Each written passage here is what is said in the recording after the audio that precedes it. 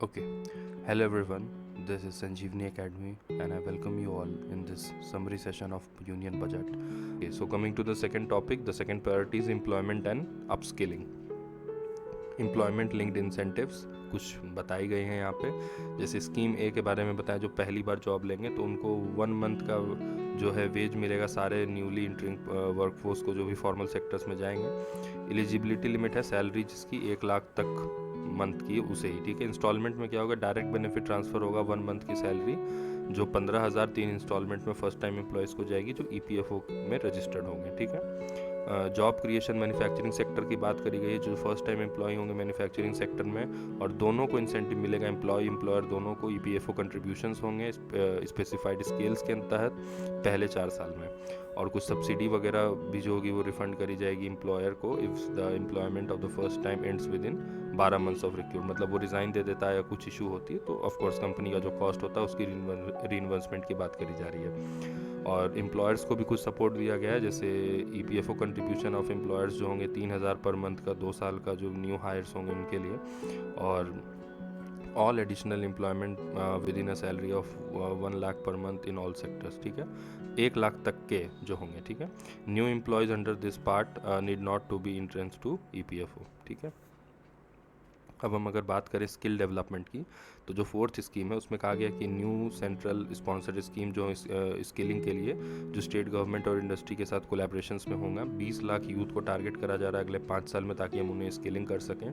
इस टारगेट को अचीव करने के लिए 1000 इंडस्ट्रियल ट्रेनिंग इंस्टीट्यूट्स ITIs जो होंगी उनको अपग्रेड करा जाएगा, उनको hub and spoke arrangements outcome orientation के साथ अपग्रेडेड करे जाएंगे ताकि रिजल्ट मिले हमें, ठीक है, स्किलिंग के क्षेत्र में। और जो फिफ्थ स्कीम है वो है कि कॉम्प्रिहेंसिव स्कीम बनाने की कोशिश करी जा रही ताकि एक इंटर्नशिप अपॉर्चुनिटीज़ लाई जा सके 500 टॉप कंपनीज़ में, जो 1 करोड़ यूथ को अगले 5 साल में जो है पार्टिसिपेशन कंपनी में करने का वॉलंटरी मौका दे, ठीक है। और जो 12 मंथ हैं उसकी प्राइम मिनिस्टर इंटर्नशिप्स की बात करी जा रही विथ मंथली अलाउंस ऑफ 5,000, मतलब प्राइम मिनिस्टर इंटर्नशिप करके इसका एक नाम रखा गया 12 मंथ का, जो मंथली अलाउंस देगा 5,000 का, ठीक है।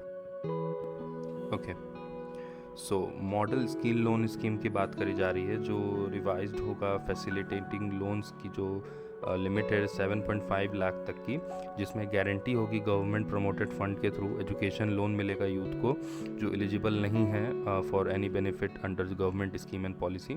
फाइनेंशियल सपोर्ट मिलेगा 10 लाख तक के हायर एजुकेशन में इन डोमेस्टिक इंस्टीट्यूशंस जो हो गए, जैसे IIMs हो गए या कोई IIT से फॉर एग्जांपल MBA हो रहा है, उसकी कॉस्ट भी ज़्यादा होती है। इन जनरल MTech या कुछ भी जो हायर स्टडीज़ होती है अपार्ट फ्रॉम बैचलर्स, ठीक है। वाउचर्स भी प्रपोज करे गए हैं जो 1 लाख डायरेक्ट बेनिफिट स्टूडेंट को हर साल दें, एनुअल इंटरेस्ट जो हो उसमें 3% का हो लोन अमाउंट का, ठीक है। Okay, coming to the third priority that is inclusive human resource development and social justice. So ये हमारा आज का लास्ट टॉपिक होगा। टोटल 8 और 9 प्रायोरिटीज़ में मैं 3-3 के हिसाब से लेके चलूँगा, ठीक है।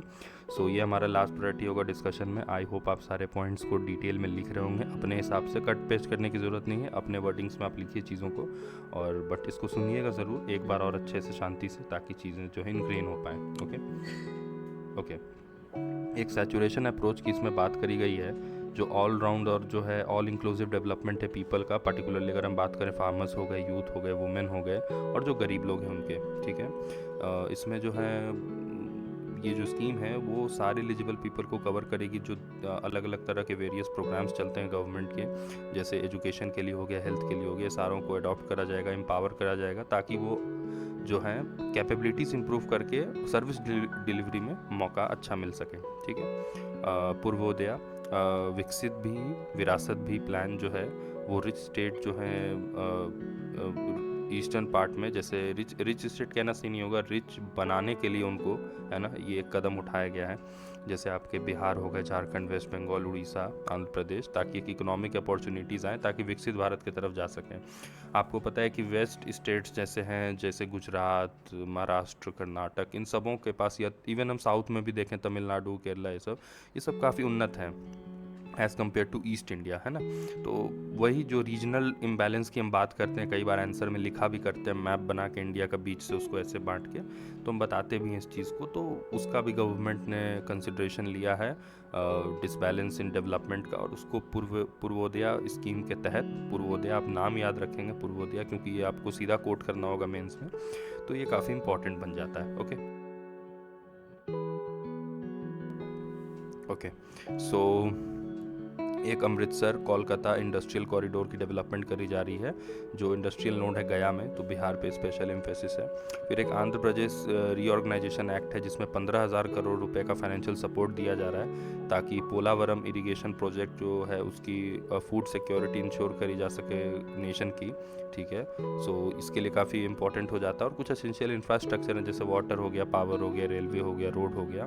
सो कुपार्थी नोड जो है विशाखापट्टनम चेन्नई इंडस्ट्रियल कॉरिडोर हो गया, ओरावकल नोड हो गया आपका हैदराबाद बैंगलोर इंडस्ट्रियल कॉरिडोर। तो इन सबों को ध्यान में रखते हुए आंध्र प्रदेश रीऑर्गेनाइजेशन एक्ट के तहत फाइनेंशियल सपोर्ट दिया जा रहा है 15,000 करोड़ का, ठीक है।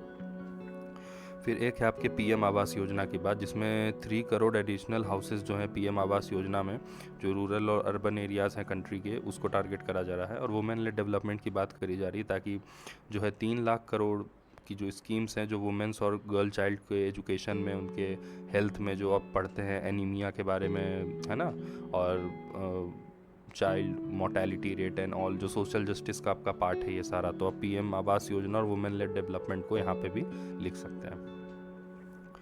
देन देयर इज़ प्रधानमंत्री जनजातीय उन्नत ग्राम अभियान, ठीक है। ये बेसिकली शेड्यूल ट्राइब्स के लिए, जो socio economic condition schedule tribe की इम्प्रूव करेगा। इसमें 63,000 विलेजेस को कवर करा गया है, जिसमें 5 करोड़ से भी ज़्यादा ट्राइबल पॉपुलेशन को गवर्नमेंट बेनिफिट करने जा रही है। और जो भी बैंक ब्रांचेस हैं आपके नॉर्थ ईस्टर्न रीजन में, उसको 100 से भी ज़्यादा ब्रांचेस जो होंगे इंडियन पोस्ट पेमेंट बैंक के, उसको सेटअप करे जाएंगे नॉर्थ ईस्ट रीजन में। मतलब पोस्ट पेमेंट बैंक की ब्रांचेस को बढ़ाया जाएगा, ताकि जो आपके ग्रामीण क्षेत्र हैं शेड्यूल ट्राइब रीजन्स के अंदर, जो भी ट्राइबल पॉपुलेशन, उनके जितना करीब जा सकेंगे, उनकी फाइनेंशियल इंक्लूसिविटी भी बढ़ेगी। आप समझ सकते हैं, इससे चीज़ों को आपको ऐसे ही इंटरलिंक करना है कि प्रधानमंत्री जनजाति उन्नत ग्रामीण योजना है, तो शेड्यूल ट्राइब को कैसे बेनिफिट करेगी, ठीक है। ये आपके सोशल जस्टिस का पार्ट हो गया, क्योंकि वहाँ पर है वनरेबल सेक्शंस का एक पोर्शन, है ना, GS2 में, और उसको आपको फिर लिंक करना है फाइनेंशियल इंक्लूजन से, जो GS3 के इकोनॉमिक्स में है। तो यही इंटरलिंकेज की बात होती है, कई बार आपने सुना होगा किसी इंटरव्यू में, तो यही इंटरलिंकेज है और कुछ नहीं है,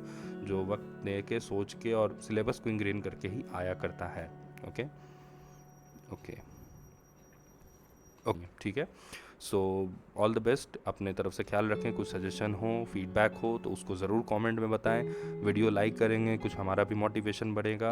अपने दोस्तों में शेयर करें, ताकि एक उन्हें यूनियन बजट की अच्छी समरी मिल सके। आगे मैं आपके लिए बिहार और यूपी के भी बजट्स लाऊंगा। बिहार का हमने जून तक का करंट अफेयर्स कर लिया है, उसकी प्लेलिस्ट भी रेडी हो चुकी है, आप चेक कर सकते हैं। और उत्तर प्रदेश का भी हम जनवरी से शुरू करेंगे, क्योंकि मेजॉरिटी तौर पे इसी साल का इंपॉर्टेंट है, रैदर देन कि हम 2023 का करें। मे भी नवंबर दिसंबर का कर सकते हैं। Okay, will see you in next video. तब तक के लिए जय हिंद, वंदे मातरम।